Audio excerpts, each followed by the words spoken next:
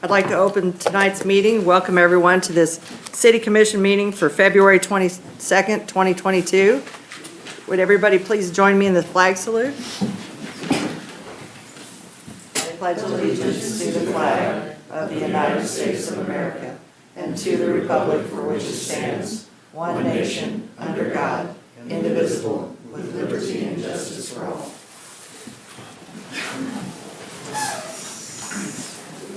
All right. Reverend Chambers.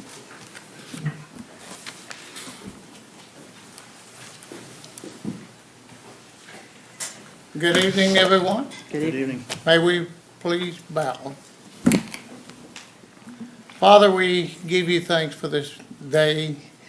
We thank you for the cold weather. It is winter, and we thank you for protecting us last week and whatever moves in this way again. We ask your protection, and we want to give thanks to our wonderful city crews for all the work that they do, extended hours away from their families to keep our city up and going and keep it safe.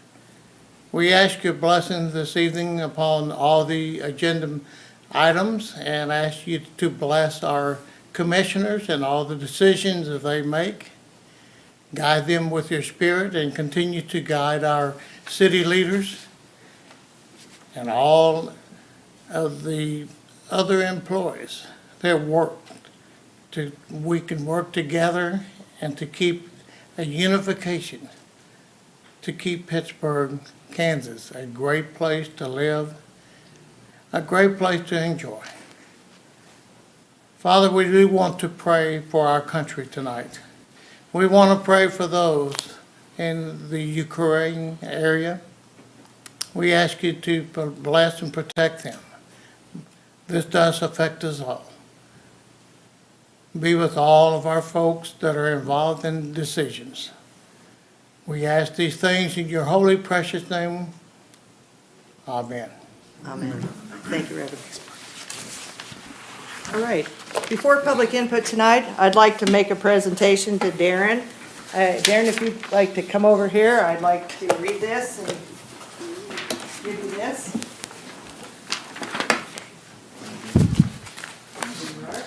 All right.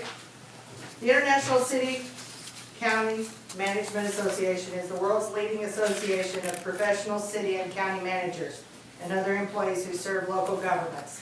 ICMA recognizes and honors the dedication of ICMA members to the public service and professional management at the local level. Darren Hall is being honored by the ICMA for 30 years of service in the advancement of local government administration. Congratulations, 30 years.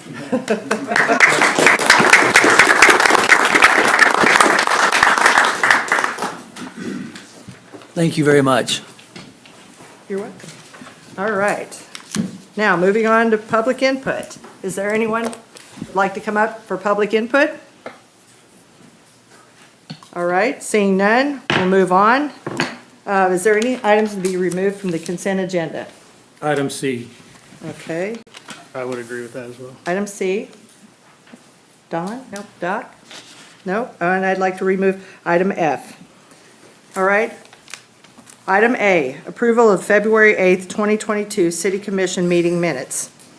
Item B, approval of a request submitted by Greg Moore to renew the dance hall license for Mormons Incorporated located at 1608 South Broadway and authorize the city clerk to issue the license.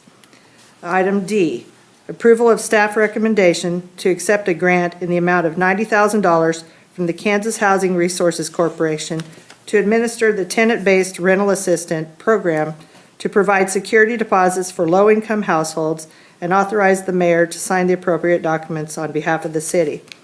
Item E, approval of staff recommendation to enter into an agricultural land lease between Campbell Farms LLC and the City of Pittsburgh, in which Campbell Farms LLC will lease 90 acres of tillable land and grassland located at 4303 North Free Kings Highway in the amount of $5,250 for the term beginning February 22nd, 2022 and concluding on February 21st, 2023, and authorize the mayor to sign the lease on behalf of the city.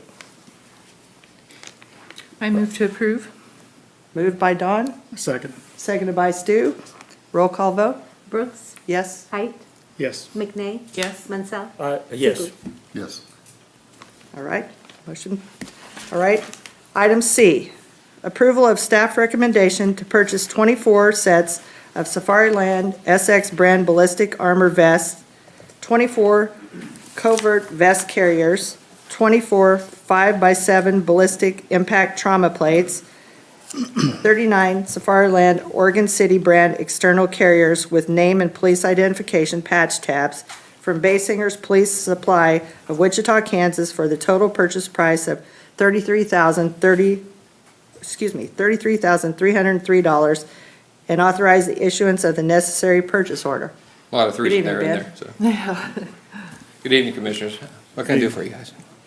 Ben, I didn't realize, and could you kind of give why we are replacing these now? I didn't know there was a warranty on them. I didn't know a lot of things about it. Yeah, the National Institute of Justice recommends a 5-year manufacturer's warranty. I think it depends on the manufacturer. Some may go further, some may go at least the 5 years.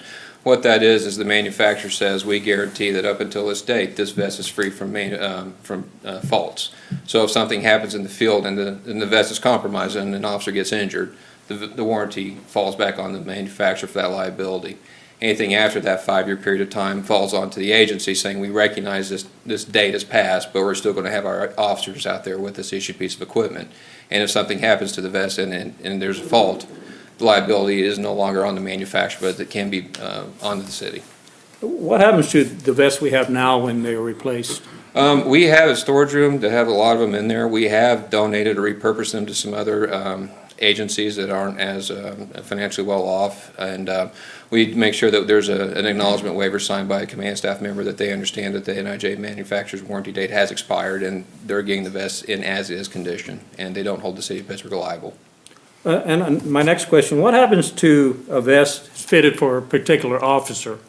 And if that officer leaves the department and we hire? If we can repurpose it to a point, if it's the same physiological size, we can for a while. We would obviously prefer that the individual officer gets one that's sort of tailor-made to them specifically. But if it's reasonably, we can have them, wear that for an extended period of time until we can get them a new vest. So then when somebody new comes on, if the vest doesn't fit them, you'd have to have them fitted for? We make it a practice that all new officers get a new vest. Right, okay. My last question is, if we approve this tonight, what is the time frame of getting the new vest? If it's approved tonight and we get the purchase order within the next couple of days, I imagine probably, well, knock on wood, but 6 to 8 weeks standard turnaround time, depending on availability of goods and services like everything else today. Thanks. 6 to 8 weeks turnaround? So- Typically. So if you have new hires, With new hires, there's a measurement. They have to be measured, and then the order can be placed, but then it goes to the manufacturer for the sizing and the creation, and it gets shipped. so there's never a gap. We have, that's where those repurposed vests come in. The new Yeah. hire comes in, here's something that kind of reasonably fits you for a period of time until we can get you your brand new piece of armor. Okay. Sorry, I didn't understand what you're asking there. Yes, Sorry. thank you. Nobody really wants to be the person to wear that vest that kind of fits. Everybody wants Yeah. it Yeah. for them, Right. so. But if you have nothing, then it's better than nothing. But my question, gentlemen, was simply, being familiar with vests and the profession, I'd just like to know if we've ever pursued the OJP federal grant, the Bulletproof 50/50 grant. We have in the past, we've pursued the I think it's Patrick Leahy Bulletproof Vest Grant Partnership Program. The stipulations of that grant are that in April is when the window for a 6-week period of time for submitting your application goes. And then after that, there's like a 1 or 2 month period of time when they do the review and then make the award nominations for that. It's not a true 50/50 though. They're very selective about what they will fund or will not fund. Ballistic panels obviously are funded, and I think one covert or under the shirt carrier is funded. Extraneous stills such as our external over the shirt carrier, they will not fund. So it's not a true 50/50 grant, and they're also smaller, more rural, less financially well-off agencies get the consideration, where other agencies may not get a true, like I said, 50/50 grant. They may just get a certain percentage, less than 50/50. I feel, I think they do split it between populations of 100,000 more or 100,000 less. I think they try to distribute it. I think you're right about that. So we'd be under that 100,000 category. I just wondered if we could, and I'm certainly not, I'm not questioning the need for this at all. I'm fully supportive of it. But I just wonder if we're at a critical time as far as we need to get the ball rolling as far as purchasing these, or if we would have time to look at possibly applying for. It's on my radar now too. Moving forward, starting in January, we're going to go and inventory, who's coming up this year for expiration on their NIJ warranty, and then we're going to start making plans to in April to start submitting grant applications for what we can get from them. Because that's part of the problem is the expense, the initial expense. You've got your whole department outfitted, but in 5 years, if you had 100% retention, that'd be great, right? Yeah, that'd be great. If we had 100% retention, then. Unheard of, but great, yes. Yeah, but then we would be looking at doing it again, but, obviously every 5 years, it'd be great to have that and to be able to budget for that, but I realize now you're looking at trying to replace the ones that need replaced now, so I don't have any really questions other than that. I just wanted to know if we had applied for, if we could consider applying for, because I know what you're saying, I think the cost of the vests themselves are, about $780 for the panels, or is Yes, that? for the panels, and then another $100 for that under the shirt carrier. And so is that, we're looking at 24 actual ballistic vests, but the rest of them are gonna be, carriers or? Yes. Okay. Yes. Are any of them out of date now, or is there? Yes, unfortunately, this came and went before I really realized and understood the true application deadlines of April. I should have done this last April for the 17, so we're kind of on a, And I know the difficulty of it, Ben, but would it be something that we could look at and approve the ones that are clearly already out of warranty, that, the manufacturer's offering zero protection to the officers or to the department or to the city for that matter? Could we look at replacing those and any of the others that are down the road, looking at maybe applying for the grant, or would you, what recommendation would you have? for last year, we had 17 come due, and my understanding, my incorrect understanding of the grant at the time, I thought it was an as-needed, you apply for the grant, they should give you, I didn't really realize that it was a once-a-year application process, so I missed last April. We're coming up on this April, and that's gonna put us kind of further down the road. So will this take care of roughly half the department, or? Yes, it will. Okay, 24 okay. officers But you can look ahead for next year. for next year, yes. And it'll, like Commissioner Hyde said, it may be a trickle effect like next year, there may only be 3 officers. Right. But 5 years down the road, 24 will come back up again. And what budget line item is this expense coming out of? Public safety sales tax. Okay. I have a follow-up to Stu's question.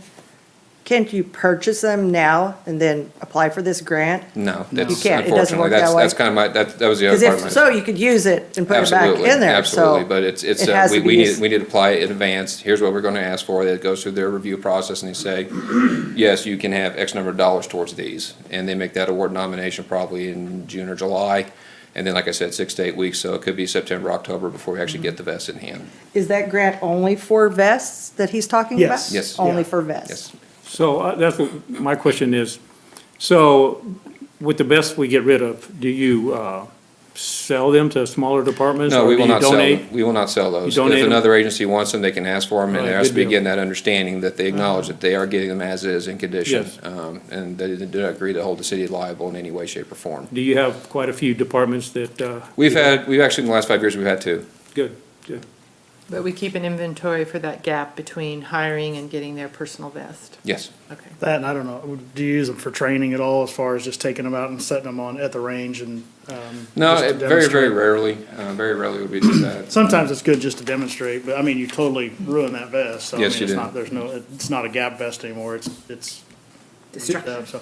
So I would have no, thank you for the answers on that, I would have no problem, moving to approve this item. Let's second it. Moved by Stu, seconded by Chuck. And so it would be, all those in favor is, Yes, all those in favor, say aye. Aye. Aye. All those opposed, same sign. Motion carries. Thank you, guys. Thank you. Thank you. I have a question though. If you guys came for guns last time, I'm not guns. You guys came for cameras last time, Yes. vests this time. What are you gonna come for next time? No, I'm just joking. They'll be back. We will be back. More police officers. Yes. Yes. Well,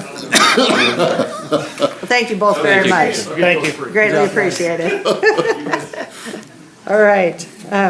Item F, approval of the appropriation ordinance for the period ending February 22nd, 2022, subject to the release of HUD expenditures when funds are received. I'm going to be recusing myself due to conflict. Move to approve. Moved by Don, I second it. seconded by Chuck. All those in favor? Aye. Aye. I'm not meaning aye. I mean, they're saying aye. So, motion passes. Okay, thank you. All right, so consider the following. Horton's Pizza Plus Incorporated project. Consider the recommendation of the Economic Development Advisory Committee to assist Horton's Pizza Plus with the infrastructure utility improvements that will be necessary to facilitate the construction of a new 4,000 square foot Horton's Pizza Plus facility located at 1601 East 4th Street to include up to $30,000 for wastewater relocation project and up to $10,000 for sidewalk repairs. Hi, Blake. Good evening, Madam Mayor, members of the commission. Pleased to bring you two projects tonight that the EDAC recently considered and made a recommendation on. Both of them would help longtime businesses in the community not only expand their presence, but also the aesthetics of the surrounding area. So the first project we have for you tonight is for Horton's Pizza Plus. You've received that information. This is a considerable investment by the Horton family, roughly $850,000 to $900,000 out on East 4th Street, where they have operated for well over 30 years.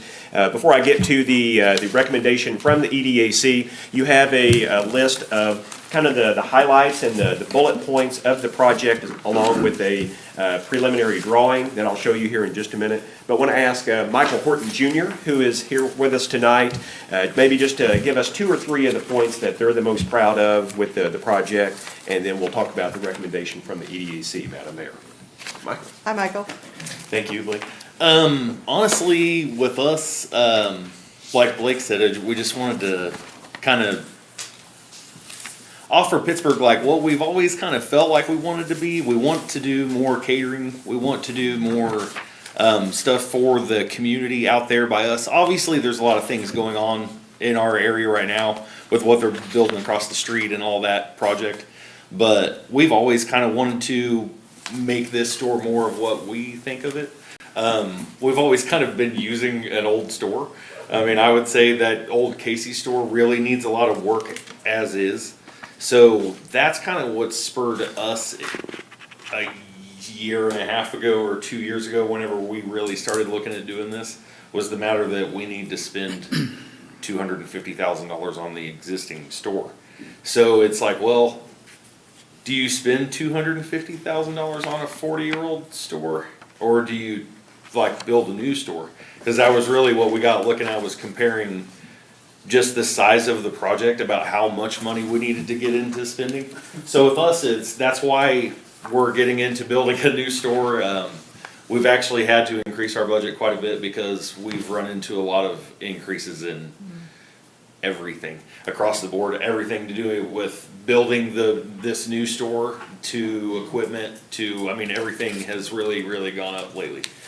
But with us, we want to give a kind of more of a market side of what we do. We want to make more food in-house, which is why we needed a bigger space. We need a bigger kitchen. We need more area to display all of that type of stuff to make it easier for customers.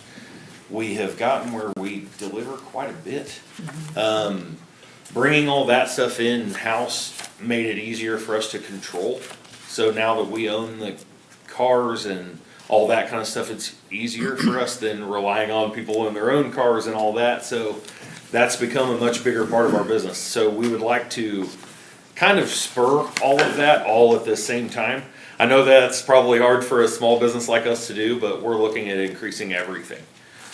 More employees, more space, more Actually, things that are actually made by us, that aren't outsourced, that aren't just us buying something from another company, where we're actually making that product, where like we have for 40 some years already. So the proud part of us is just the matter that we feel like we're kind of seething with pride, and nobody really knows that because we're in an old building. Does that make sense? Yeah. So I feel like it's just gonna more reflect of what we've always felt out of our business. It's gonna more match.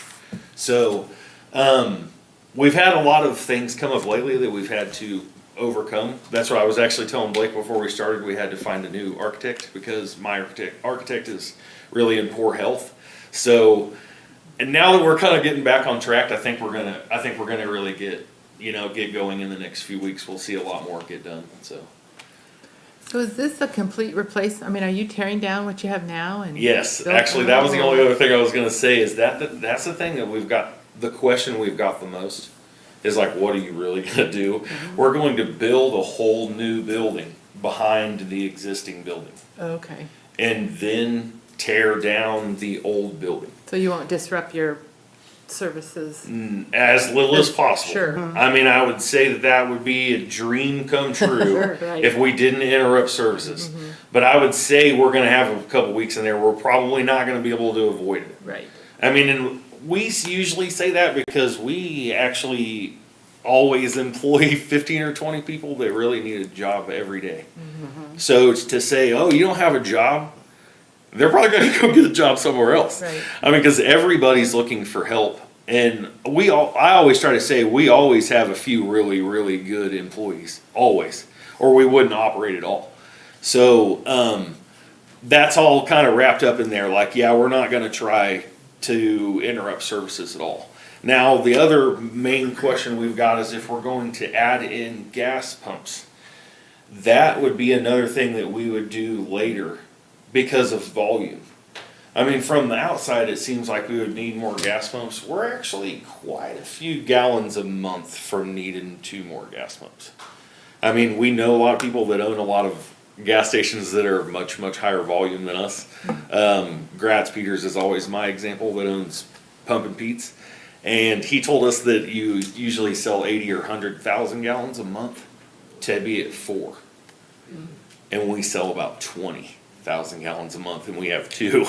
So it's kind of like, if you go with the industry there, if we see a big increase, eventually, yeah, we'll add in gas pumps. Actually, this last week, because of the questions I've got from the city, I also looked into the electric port to charge your electric car. And that, is an expensive venture. It is an expensive piece of equipment. It is expensive to install. It's the other side of that is that they're not seeing a lot of use out of it, not as much as I thought it is being used at Evergy, and it's free. So it's not in a great location, but there's paid locations at the college, and that same company is looking into putting them in different places, but everybody else has backed out. And I don't really know why. Walmart, Dillon's, those types of places haven't wanted to put them in yet. So I've looked into that because there's only a few people using them. So it's, as far as really needing that yet, I think that might be something in the future. But the guy at Evergy told me that he said it was tens of thousands of dollars to install and to buy the device to charge your car. So that was more than I thought it would be at first, but we wanted to kind of get into that because obviously a lot of the auto manufacturers are going EV. There might eventually be grants out there too. With Right. I mean, and I infrastructure. kind of felt like that's something that fits in with the build as far as like new power, that kind of stuff. Especially as far as the infrastructure, I kind of wanted to talk to Evergy about like, well, does this change like the entire map? You know, do we need to include this stuff in our build on our drawings and stuff because it will pull that much more power, that sort of thing?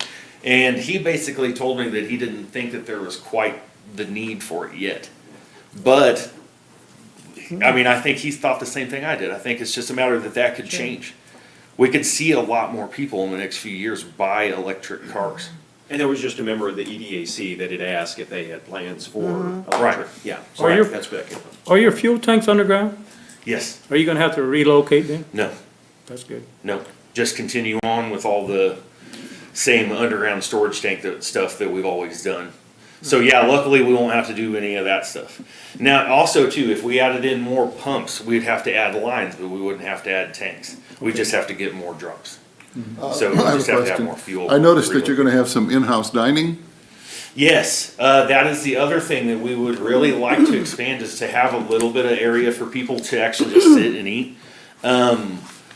As far as like serving people, that kind of stuff, no, I don't think we're ever gonna get into doing that kind of stuff here. But we would like to have more area. That's the other thing too, is that we've always wanted to have some sort of area outside. We have more time of the year that you could use that than you think.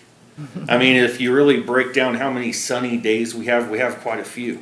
So we've talked about that actually lately too, about like just more area for My other people. question was, do you ever plan to serve alcohol? No, I mean, not anything that's outside of just the package sale stuff that we've always sold. Okay. I've done that a lot over the years. I used to actually, who is on the docket tonight, I used to work for Greg Moore as a DJ, but I worked for him for years. It's not that much fun. The other side of it is it actually carries a bunch of what I would consider license weight. You have a lot to take care of. And as far as that stuff, you're not gonna sell enough of it if you're not like a dedicated place.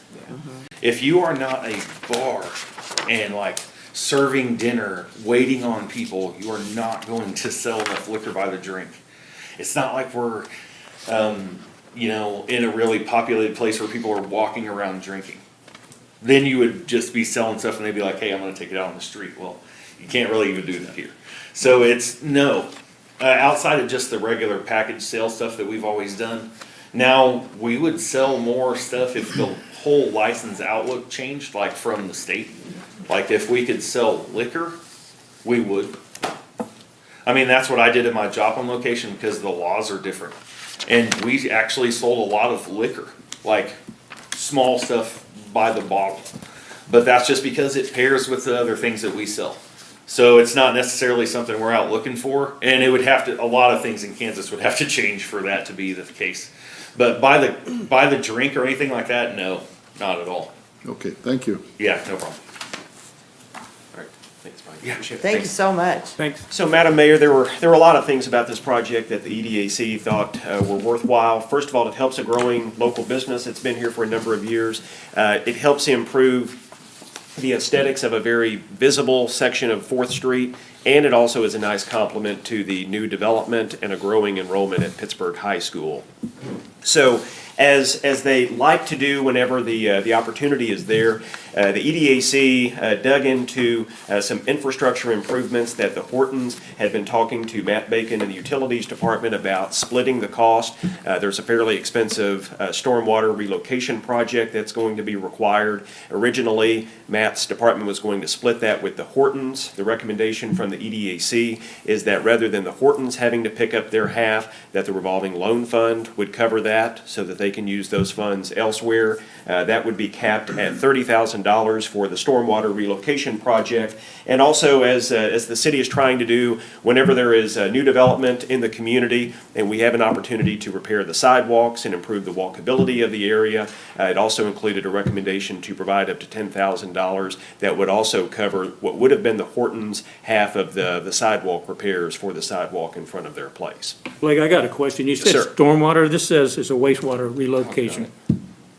Is it stormwater? It's stormwater. Okay. So had that been either one, EDAC Yes, sir. probably would. So that's stormwater. This says wastewater, but it's Okay. error. My apologies.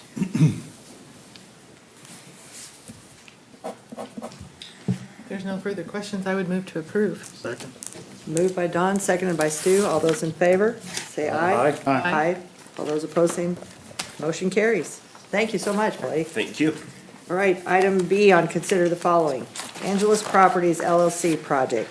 Consider the recommendation of the Economic Development Advisory Committee to assist Angelus Properties with an approach, parking lot, and sidewalk improvement that will be necessary to facilitate the renovation of the property to be leased by Jones Heritage Realtors located at 1002 South Broadway, to include up to $25,000 for drive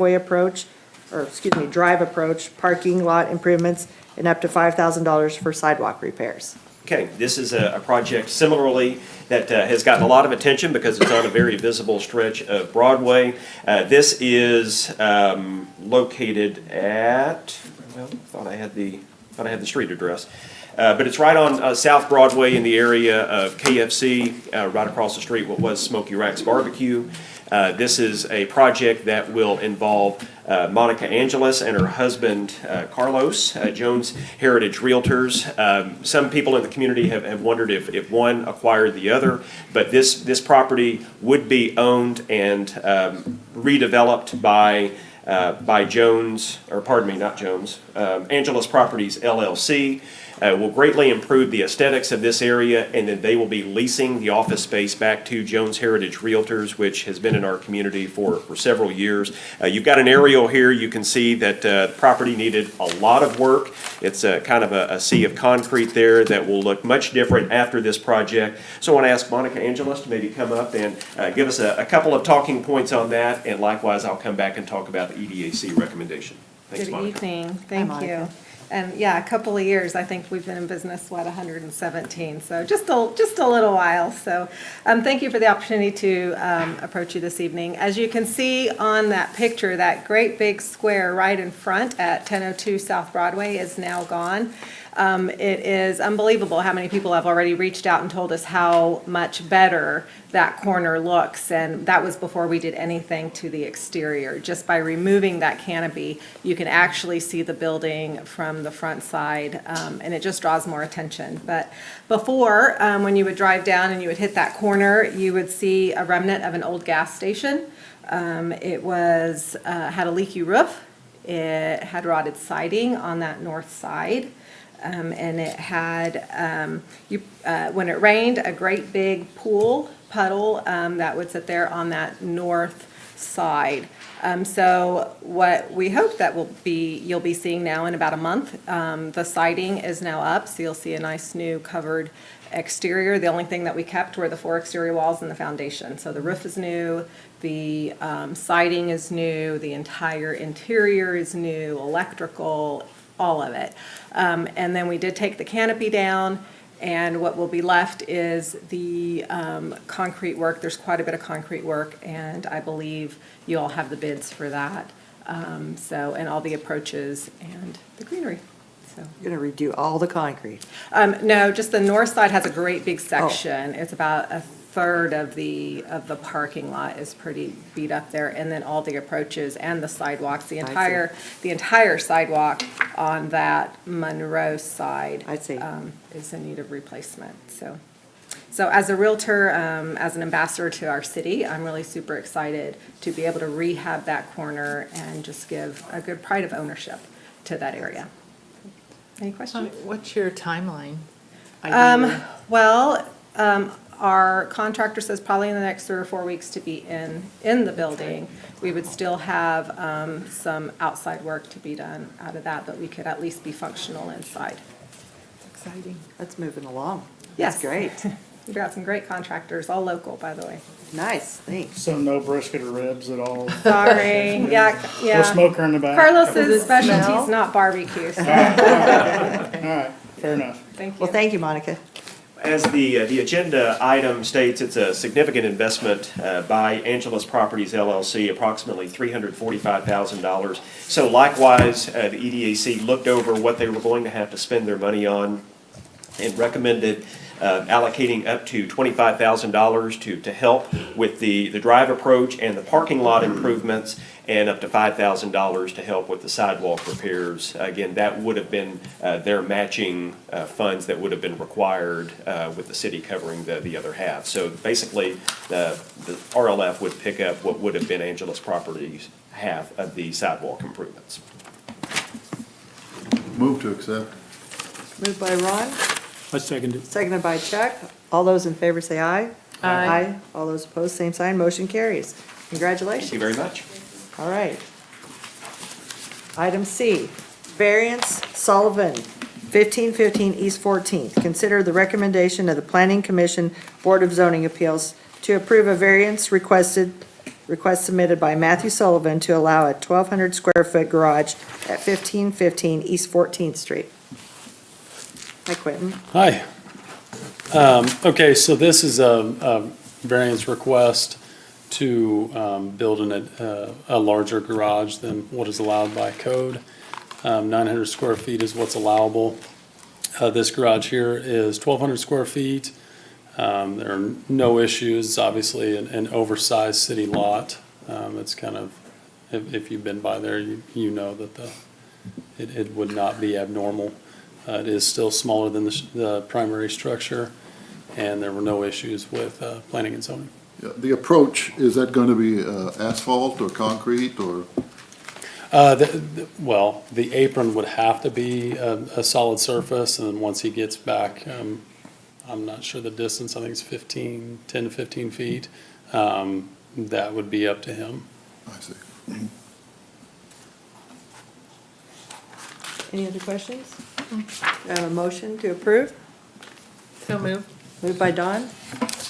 Second. Seconded by Chuck. All those in favor say aye. Aye. All those opposed, same sign. Motion carries. Thank you, Quentin. Thank you. All right. Item D for consider the following. Zoning change. Monty Industrial Park, 4303 North Free Kings Highway. Consider the recommendation of the Planning Commission Board of Zoning Appeals to approve the request submitted by the City of Pittsburgh to change the zoning of certain areas located in the Monty Industrial Park at 4303 North Free Kings Highway from not zoned to IP3, planned heavy industrial. Yeah, so as we're all aware, the city had acquired the property there in the northeast, actually annexed that property in there for the Monty Industrial Park, and just had to go through the zoning process to change that to IP3. I have one question. Yeah. Not zoned compared to agricultural? What does that mean? Well, when it was annexed in, we actually did not put a zoning on it. Okay, okay, thank you. Yeah. These cutouts, they're owned by other folks, I assume? Yeah, the red outline is the Right. property. And the triangle down in there, how did that get left out? That is owned by, it was not owned by the individuals that I we see. purchased the property from. All right, any other questions? Move to approve. Moved by Stu. Do I have a second? Second? Seconded by Doc. All those in favor say aye. Aye. All those opposed, same sign. Motion carries. All right, thank you, Quentin. All right, non-agenda reports and requests. Darren? Yeah, Mayor, last meeting, we had Adam Gargaletti in to talk about drainage issue over at John Sporting Goods. Just a quick update, we met with Adam and his wife Ryan with the city crew. We have a plan going forward, we'll keep you apprised of it, but Adam was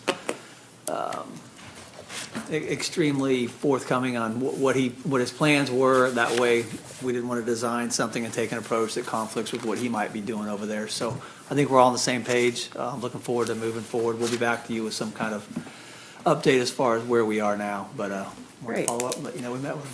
Thank you. Yep. Anyone have anything? I have a question, Darren. I forgot to ask you, when I met with you last week, or this week, I'm asked this all the time about Panda Express. Is it still coming, or do you know, to Walmart? It is coming, Is it? yeah. It's a still a go. Right. But like everything else, getting it, construction and timing and getting businesses that have been off for 2 years, working at home, back together, it's been a little delayed, but yeah, everything on our side says it's a go. Great. Thanks. Yep. All right. If there's nothing else, do I have a motion to So adjourn? Motion by Stu, second by Ron. All right, all those in favor say aye. Aye. We are adjourned. Thank you.